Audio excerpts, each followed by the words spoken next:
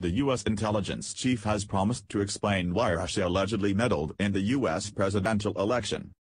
Director of National Intelligence General James Clapper said Russian President Vladimir Putin ordered the hack of Democratic Party emails, and the motive will be revealed next week.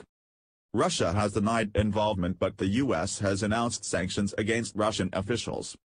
President-elect Donald Trump is to be briefed on the hacking on Friday. Intelligence chiefs will take him through a report, which was given to President Barack Obama on Thursday, on foreign meddling.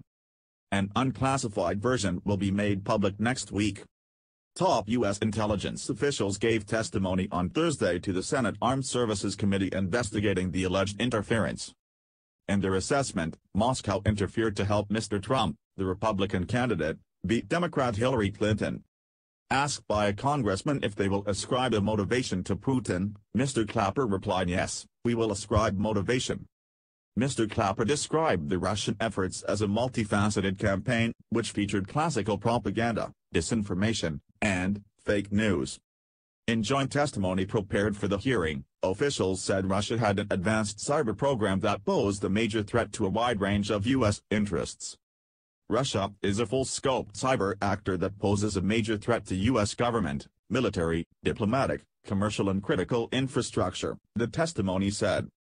It was written by Mr. Clapper, Marcel Lettre, Undersecretary of Defense for Intelligence, and Admiral Michael Rogers, Director of the National Security Agency.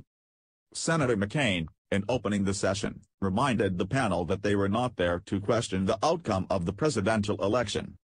"We cannot say they did not change any vote tallies or anything of that sort," Mr. Clapper said about the Russian intelligence operation, adding that the Russians may have had multiple motivations. "We have no way of gauging the impact that it had on the choices the electorate made." Asked by Senator McCain about whether it was an act of war, Mr. Clapper said that is a very heavy policy call that I don't think the intelligence community should make. Mr. Trump has repeatedly rejected allegations that the Russian government hacked into the computers of John Podesta, Hillary Clinton's campaign manager, and the servers of the Democratic National Committee. On Thursday, he said he was a big fan of intelligence agencies, after months of casting doubt on the Russian link. Last week he said he would announce information about hacking on Tuesday or Wednesday, but no announcement came.